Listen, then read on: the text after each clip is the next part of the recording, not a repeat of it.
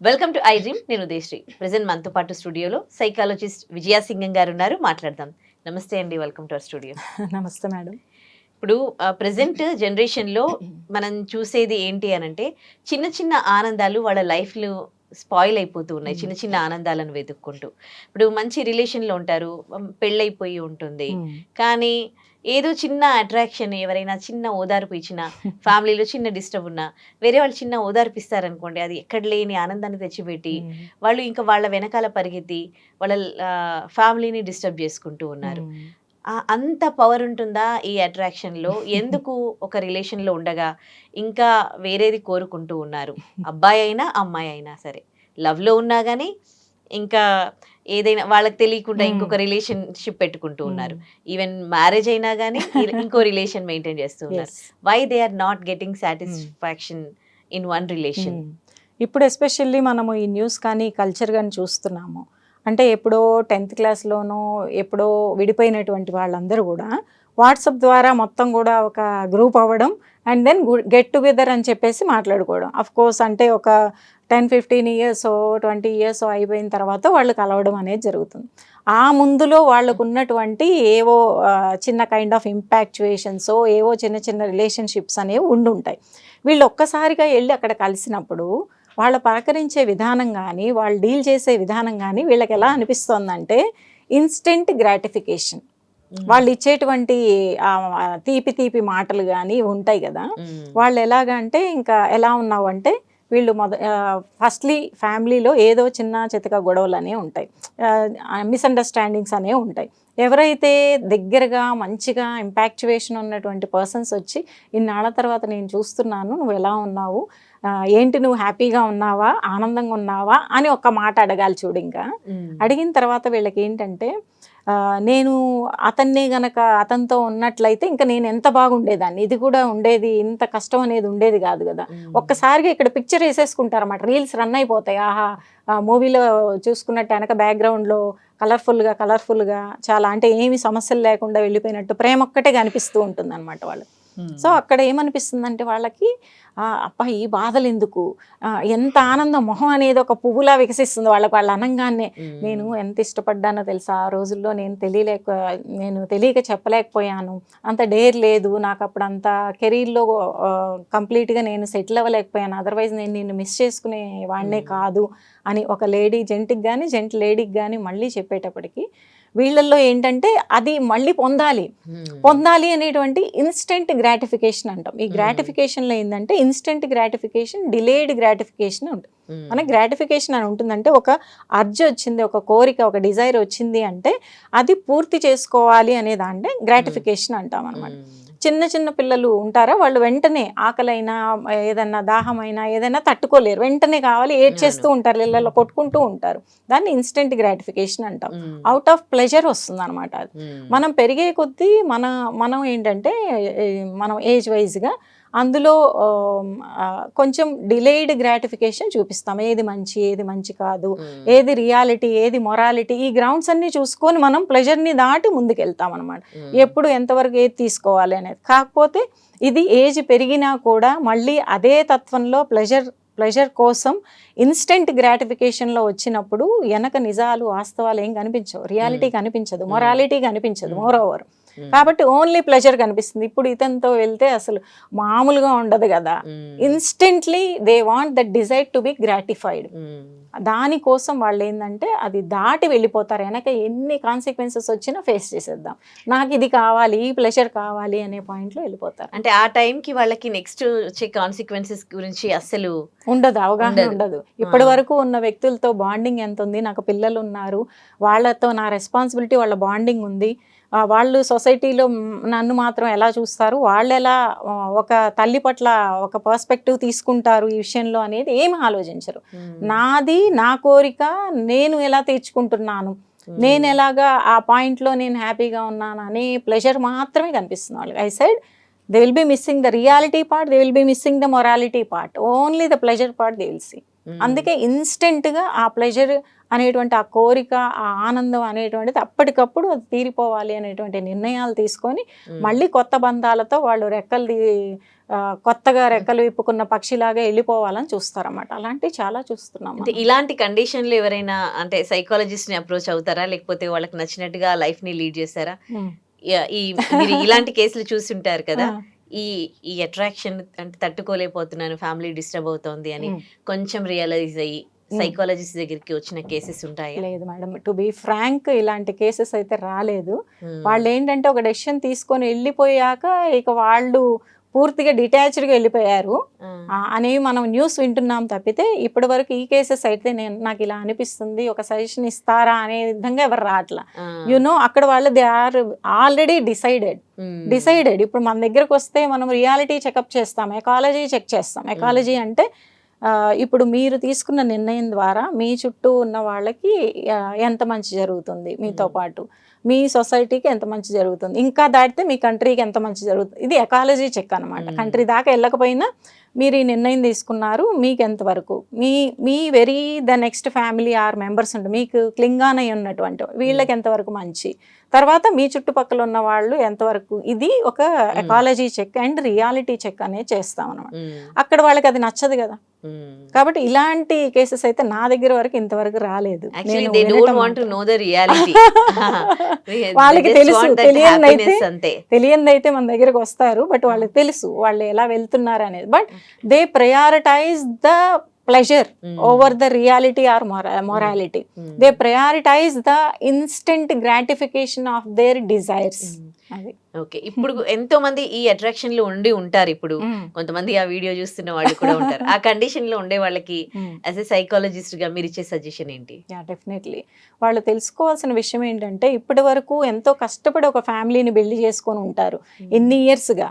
ఇంతకాలం వాళ్ళు లేనప్పుడు ఎలా ఉన్నారు, వాళ్ళు రాగానే ఇంత మారిపోయారు అంటే రేపొద్దున ఈ ట్రస్ట్ బిల్డింగ్ ఆ రిలేషన్షిప్లో ఎంతవరకు ఇస్తారు అనేది కూడా క్వశ్చన్ మార్క్ అవుతుంది.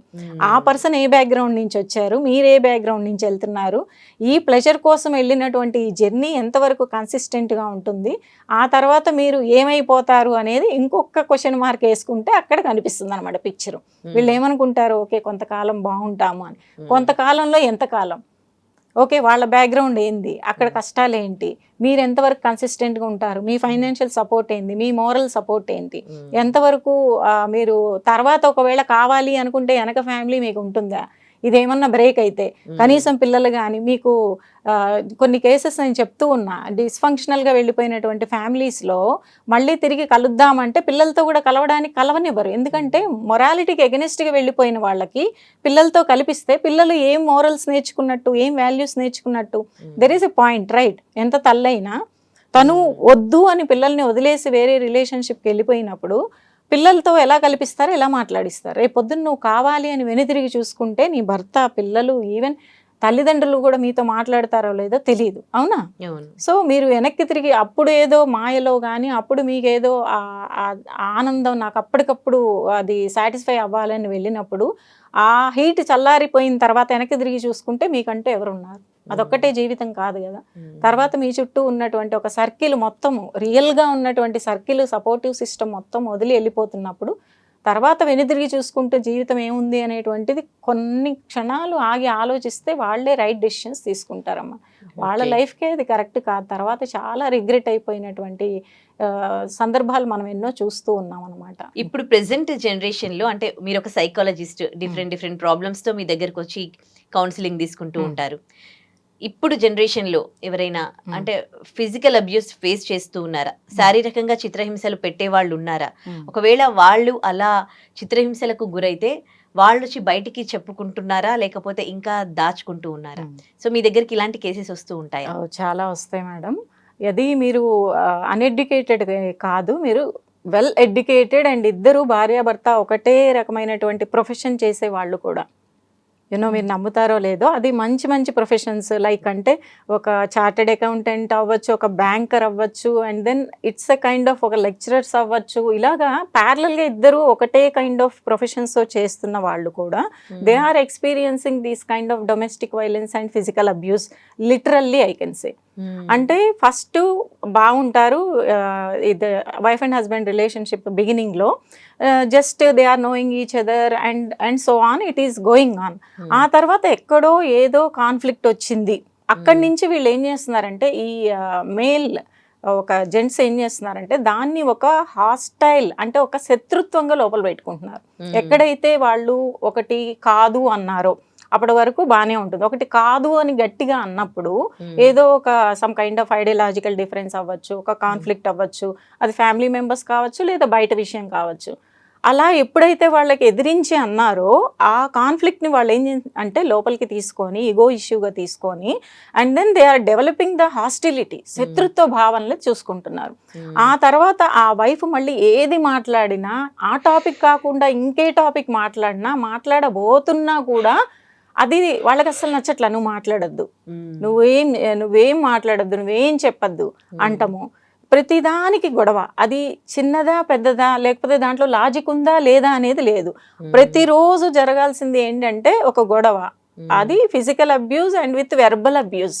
అక్కడ ఎప్పుడైతే కొడుతున్నారో ఊరికే కొట్టరు, వెర్బల్ అబ్యూస్.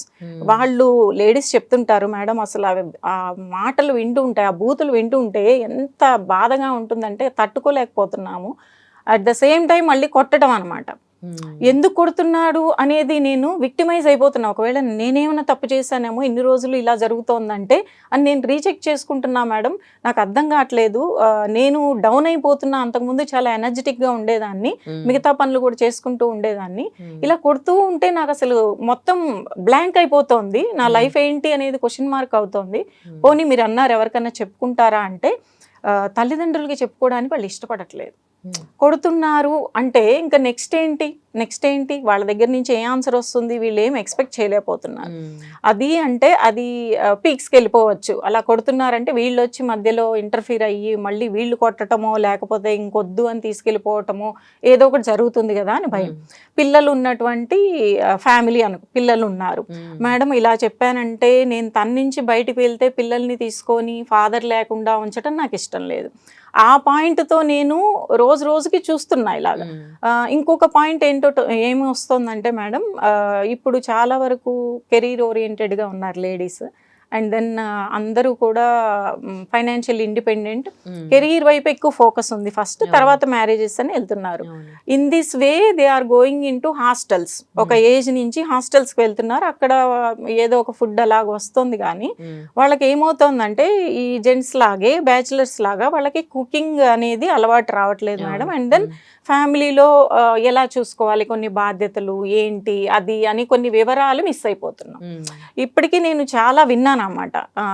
మంచి జాబ్లో సెటిల్ అయిపోతున్నారు, ఇద్దరు ఈక్వల్గా ఉన్నటువంటి ప్యారలల్ ప్రొఫెషన్స్లో వాళ్ళు వర్క్ చేసుకుంటూ ఉంటున్నారు. బట్ ఇక్కడ చూసేటప్పటికి హస్బెండ్స్ ఏమంటున్నారంటే నీకు వంట రాదు, ఏమి రాదు, ఇల్లు ఆర్గనైజ్ చేయటం రాదు, అసలు నీకు ఒక భార్యగా ఉండడం కానీ ఒక ఆడదానిలా ఉండడమే నీకు రావట్లేదు అనేటువంటి పాయింట్లు వింటున్నారు అన్నమాట. వీళ్ళు అంటున్నారు, మేడం ఓకే నేను ఏం చేయాలనేది చేసుకుంటున్నాం కానీ ఎక్స్పర్టైజ్గా ఒక 4-5 రకాల కూరలు 4-5 రకాల టిఫిన్లు చేయాలంటే నేను చేయను కదా. బట్ వాట్ ఈజ్ మెంట్ అది నేను నేర్చుకుంటూ చేస్తూ ఉన్నా. బట్ ఈ మాటలు వస్తున్నాయి, ఆర్గనైజ్డ్గా లేవు, నాకు వచ్చింది కూడా నీకు రాదు, లేదా నీకు కుకింగ్ రాదు. వాళ్ళు చెప్తున్నామే హాస్టల్లో పెరుగుతున్నాము, ఎంతవరకు వచ్చో అంతవరకు. ఇవాళ రేపు మనకి యూట్యూబ్ ఉందా, అందులో చూసుకొని ఏం కావాలో అన్నీ చేస్తున్నాము. మరి ప్యారలల్గా ప్రొఫెషన్ కూడా మెయింటైన్ చేయాలి కదా. వీళ్ళు ఎక్స్పెక్టేషన్స్ పెరిగిపోతున్నాయి. నాకు 2 రకాల టిఫిన్లు పెట్టాలి, నువ్వు నన్ను బాగా చూసుకోవాలి, ఏం చూసుకుంటున్నావు, ఈరోజు పెట్టావా లేదా అనేటువంటి మార్క్స్ అనమాట. సో వీళ్ళు ఏం ఆలోచిస్తున్నారంటే నాదే తప్ప, నేను ఇలాగ తయారవుతున్నానా అని వాళ్ళకు ఉన్న సెల్ఫ్ కాన్ఫిడెన్స్ కూడా లూజ్ అయిపోతున్నారు అన్నమాట. పేరెంట్స్కి ఒక్కొక్కళ్ళు పేరెంట్స్ని కోల్పోయి ఉంటారు, వాళ్ళ పరిస్థితి ఇంకా హృదయ విదారకంగా మారిపోతుంది. వాళ్ళకన్నా చెప్పుకుందామంటే వాళ్ళు లేరు, ఎవరో గార్డెన్స్లో ఎవరైనా ఉండుండొచ్చు, వాళ్ళకి చెప్పినా కానీ నెక్స్ట్ ఏంటి మనకి ఏమొస్తుంది అనేది తెలియదు. ఎవరో సిబ్లింగ్స్ వాళ్ళు ఉంటే కొంచెం పూర్తిగా చెప్పుకోలేకపోయినా ఏదో కొంచెం అన్నా చెప్తారు. అక్కడ వాళ్ళు చెప్పినప్పుడు ఏమొస్తుంది, వాళ్ళకి సొల్యూషన్ ఏమొస్తుందంటే ఓకే వాళ్ళు ఏమంటారు, ఇంకొచ్చే ఆ రిలేషన్ ఎందుకు, టాక్సిక్ రిలేషన్షిప్ మేము ఉన్నాము అని అనొచ్చు. ఒక్కొక్కసారి సరే చూసుకొని ఇదేమన్నా తప్పు ఉందేమో, పెద్దవాళ్ళు ఉంటారా, వాళ్ళు తప్పు ఉందేమో చూసుకో, ఆయనకి నచ్చిన విధంగా ఏం కావాలో చూసుకొని వెళ్ళు అని. వీళ్ళు ఏంటంటే మేము సవరించుకొని చూస్తున్నాం మేడం, నేను నాలో ఏదన్నా మార్పు, చిన్న మార్పు తెచ్చినా అందులో ఒక రోజన్నా కొట్టడం ఆగిపోతుందేమో అని చూస్తున్నాం, ఒక రోజన్నా తిట్టడం ఆగిపోతుందేమో అని నా ప్రయత్నం నేను ఏం చేస్తున్నా, ఎవ్రీడే నా మొహం చూస్తేనే కోపం వచ్చేస్తుంది. అది చిన్నది అంటే ఒక ఛార్జర్ చూడండి, ఛార్జర్ అలా పెట్టుకుంటే, తను ఫోన్ పెట్టుకుంటే ఒక ఛార్జరే ఫుల్గా ఎక్కుతుంది, ఇంకో ఛార్జర్ సరిగా ఎక్కదండి. నీకు తెలుసు కదా, నేను ఇప్పుడు ఆఫీస్కి వెళ్ళే టైంలో నువ్వు ఫోన్ ఛార్జర్ పెట్టుకుంటావా, నేను కదా పెట్టుకోవాల్సి. ఇక్కడ ఏదైనా లాజిక్ ఉంది అసలు? దానికి కొట్టడం, దానికి బూతులు తిట్టడం. ఒక ఎగ్జాంపుల్ చెప్పా మీకు, అంటే అక్కడ ఏమి రీజన్ అనేది లేదు. సో ఆ అమ్మాయిలు ఏంటంటే అలా వాళ్ళు ఇంత కొడుతున్నారు మేడం, ఆ బూతులు అలా తిడుతున్నారు, అసలు భరించలేకపోతున్నాము ఏంటి. ఒకవేళ బయటికి రావాలి అంటేనేమో ధైర్యం సరిపోవట్లేదు. అఫ్ కోర్స్ అంత సంపాదించి కొంత ఆస్తిపాస్తులు అంటే వాళ్ళ డబ్బు దాచుకున్నా కూడా పిల్లల్ని రేపు డీల్ చేయడంలో ఒక ఫాదర్ ఉండాలి కదా అనేటువంటి దాంట్లో ఆగిపోతున్నా మేడం అని చెప్పి వాళ్ళు అలా చెప్తుంటే, సో దట్ మేమేం సైకో ఎడ్యుకేట్ చేస్తామంటే, first they will go to the victim mind set. నేనేదో తప్పు చేసేసాను, ఎవ్రీడే నేను ఆయనకి ఏదో సెట్ అవ్వట్లేదు అని. బట్ ఎవరైతే అబ్యూజ్ చేసే పర్సన్స్ ఉంటారో వాళ్ళకి రీజన్స్ అవసరం లేదు. They do that by choice. వాళ్ళకి అక్కడ ఒక కిక్, ఆ రోజు కొట్టారంటే అది ఒక కిక్ అనమాట వాళ్ళకి. By choice they are doing, there is no such reason to beat or to blame her. First అంటే ఏదో ఒక్కొక్కసారి ఒక్కొక్క పెద్ద పెద్దవి జరుగుతుంటాయి, ఏదో అవడం అనేది జరుగుతుంది అనుకున్నాం, తిట్టారు, అది అకేషనల్గా జరిగేది వేరు అనుకుందాం. బట్ ఇక్కడికి వచ్చేటప్పటికి అలవాటైపోయిన మనిషి, ఎదుటి మనిషి ఇంకా ఎదురు తిరగదు, అక్కడి నుంచే ఎవరు మాట్లాడే వాళ్ళు ఉండరు అనేటప్పుడు ఈ మెంటల్లీ ఈ అబ్యూజ్ చేసే పర్సన్స్కి ఏంటంటే everyday that is became a mind game, ఒక ప్లే లాగా అనమాట. వాళ్ళకి ఈగో అనేది ఏదైనా కానీ అక్కడ అంతా సాటిస్ఫై చేసుకుంటారు. వాళ్ళకి సంబంధించినటువంటి కోపాలు ఇవన్నీ ఉంటాయి చూసారా. ఇందులో ఏంటంటే ఈ మగవాళ్ళు ఏంటంటే కోపం అనేది నా జన్మ హక్కు. చాలా కేసెస్ లో చూస్తుంటే ఈజీగా కోపం వచ్చేస్తుంది, ఈజీగా వెరీ ఈజీగా కోపం వచ్చేస్తుంది. ఆ కోపాన్ని ఎలా అంటే అలా చూపించేస్తాం, మాకేమి రెస్ట్రిక్షన్స్ ఉండవు, అక్కడ ఏమి ఒక స్ట్రక్చర్ ఉండదు, అక్కడ ఏమి ఉండదు, ఎలాగైనా చూపించవచ్చు, కొట్టచ్చు, తిట్టచ్చు, ఏదో ఇంకా ఒక రిలేషన్షిప్తో మనం ఏం లేకపోయినా పెట్టచ్చు ఇలాగ. సో కోపం అనేది వాళ్ళు ఏంటంటే వాళ్ళు ఏదో స్ట్రెంగ్త్ అనుకుంటున్నారు కానీ అది ఎంతటి బలహీనత అనేది వాళ్ళకి అర్థం కావట్లే. సో ఆ కోపం అనేది మా జన్మ హక్కు, మేము చూపించవచ్చు, కొట్టచ్చు, తిట్టచ్చు, ఇది మేము చూపించా. ఈ లేడీస్ ఏంటంటే ఎమోషన్ అనేది మా జన్మానికి వచ్చినటువంటిది, మేమంతా ఎమోషనల్, మమ్మల్ని ఎమోషనల్ గా చూడట్లేదు కాబట్టి ఏడవడం. ఈ రెండు ఏం జరుగుతున్నాయంటే ఇద్దరిలో ఇతను కోపం అనేది ఎక్కువ డామినేటెడ్గా మేల్స్ చూపిస్తుంటే, వీళ్ళేమో ఏడుపు, బాధ, ఎమోషనల్ పెయిన్, నన్ను అర్థం చేసుకోవట్లేదు, కనెక్షన్ లేదు అని చెప్పి వీళ్ళు. ఈ రెండు వెరీ కామన్గా చూస్తున్నాం. ఎమోషనల్గా ఎంత డౌన్ అయిపోతున్నారు అంటే వాళ్ళు చిన్న దానికి కూడా వాళ్ళు తట్టుకోలేకపోతున్నారు. ఎందుకంటే పెద్ద పెద్దవి చూస్తున్నారు కదా ఎవ్రీడే. ఇంక వాళ్ళు ఎంత సెన్సిబుల్ అయిపోతున్నారంటే ఒక పెద్ద సౌండ్ అయిపోతే వాళ్ళకి యాంగ్జైటీ వచ్చేస్తుంది. అంటే వాళ్ళు ఎంత విక్టిమైజ్ అయిపోతున్నారో చూసుకోండి. సో ఇక్కడ వీళ్ళు ఇంకా మైండ్ సెట్ మార్చుకోవాలని నా ఉద్దేశం. ఏంటి, కోపం అనేది ఈజీగా వస్తుంది అంటే it's not the thing that కోపం అనేది స్ట్రెంగ్త్ కాదు, అది వీక్నెస్. అది చూపించినంత మాత్రం ఎదుటి వ్యక్తి మారుతారా అంటే, ఎవ్రీడే నువ్వేదో కోరుకుంటున్నావు అంటే అక్కడ ఏం స్ట్రక్చర్ లేదు, అక్కడ ఏం రీజన్ లేదు, లాజిక్ లేదు. నీ మైండ్కి ఏదంటే అది చేసేస్తే ఎదుటి వాళ్ళు భరిస్తారు అనేటువంటి చాయిస్. ఇప్పుడు వాళ్ళు ఒక సైకాలజిస్ట్ దగ్గరకు వచ్చి వాళ్ళ కండిషన్ మీ దగ్గరికి చెప్పినప్పుడు అంటే వాళ్ళు ఎలాంటి స్ట్రెంగ్త్ డెవలప్ చేస్తారు, మీరు వాళ్ళు ఏంటి చెయ్యాలి ఇలాంటి సిచ్యువేషన్ లో ఉన్న ఆడవాళ్ళందరూ కూడా? సో చాలా ఇంపార్టెంట్ మేడం మీరు అడిగింది. సో ఇలా వీళ్ళు వచ్చిన తర్వాత ఏడుస్తూనే ఉంటారు, సొల్యూషన్ అనేది కూడా అడగకుండా చెప్పుకుంటూ ఉంటారు. ఫస్ట్లీ వాళ్ళకి ఏంటంటే వినేవాళ్ళు కావాలి. ఏడ్చి వేరే చోట చెప్పుకోలేరు కదా, ఏడవాలి. మరి ఏం చేద్దాము అనేటువంటి మాటల్లో మేడం నేనైతే అక్కడి నుంచి బయటికి రావడం కానీ అలా మాత్రం చేయలేను, మరి మీరు నాకేం హెల్ప్ చేస్తారో చేయండి అన్నట్టు అనమాట. సో అక్కడ నేనేం చెప్తా అంటే, ఫస్ట్లీ ఎవరైతే అబ్యూస్కి గురవుతున్నారో వాళ్ళ మైండ్లో నేనేదో తప్పు చేస్తున్నాను, నేను పర్ఫెక్ట్గా లేను అనేటువంటిది ఇంపోజ్ అయిపోతుంది అనమాట. వాళ్ళు ఇంపోజ్ చేసేస్తారు. ఫస్ట్ దానికి ఎక్కువ బాధపడతారు, కొట్టిన దానికి కూడా. Firstly we'll psycho educate them that no. చాలా కూడా అబ్జర్వ్ చేస్తే వాళ్ళు సైకలాజికల్లీ మేమేదో తప్పు చేస్తున్నామా, ఏదో తెలియకుండా ఏదో డిజార్గనైజ్డ్గా ఉన్నట్టుంది, అందువల్ల ఇలా జరుగుతుంది అనేటువంటిది వీళ్ళు వెరీ డిప్రెసివ్గా తయారైపోతారు అన్నమాట. Firstly that will hit as that.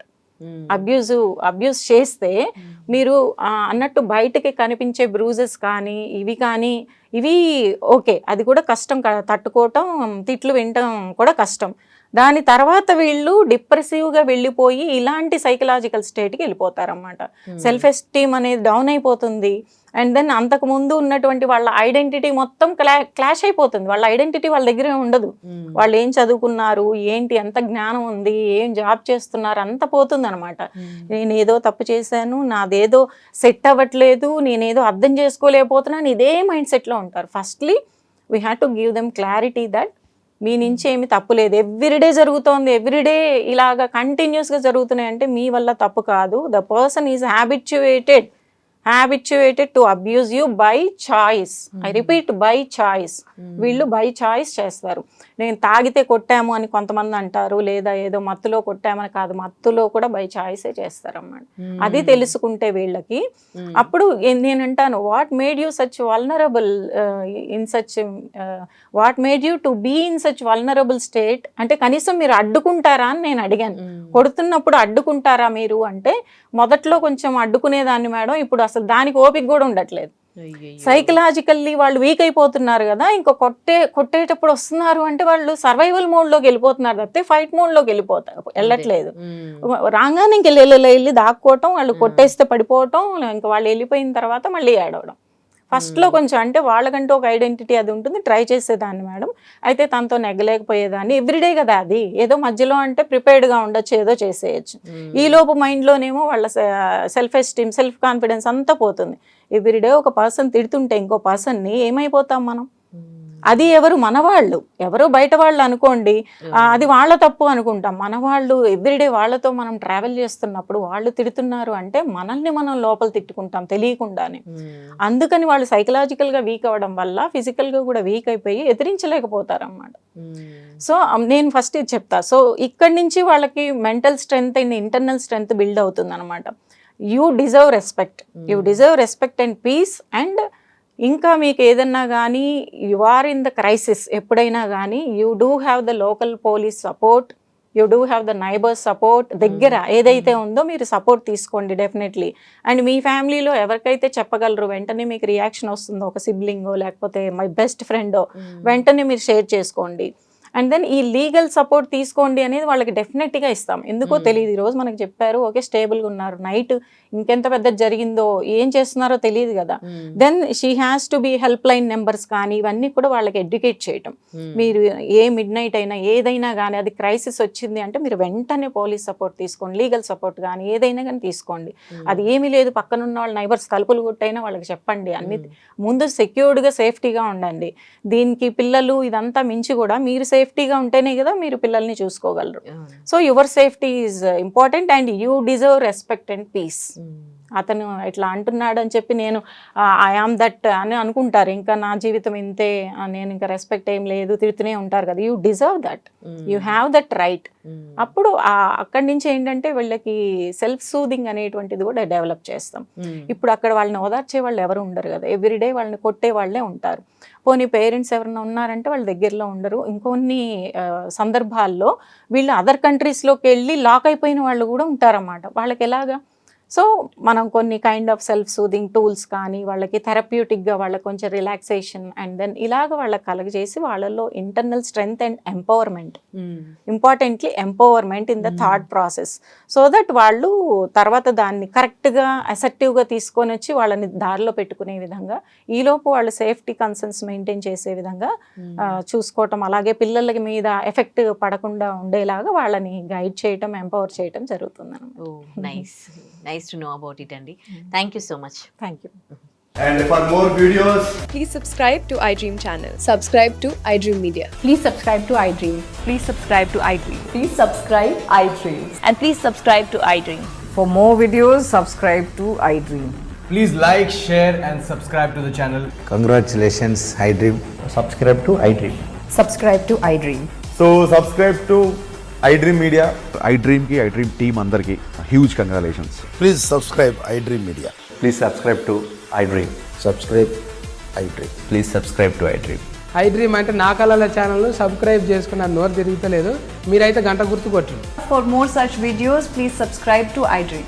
Subscribe to iDream. Please subscribe to iDream. Please subscribe iDream Media. Please do subscribe to iDream. Please subscribe to iDream Media. For best entertainment and information, please subscribe iDream. And don't forget to subscribe to iDream.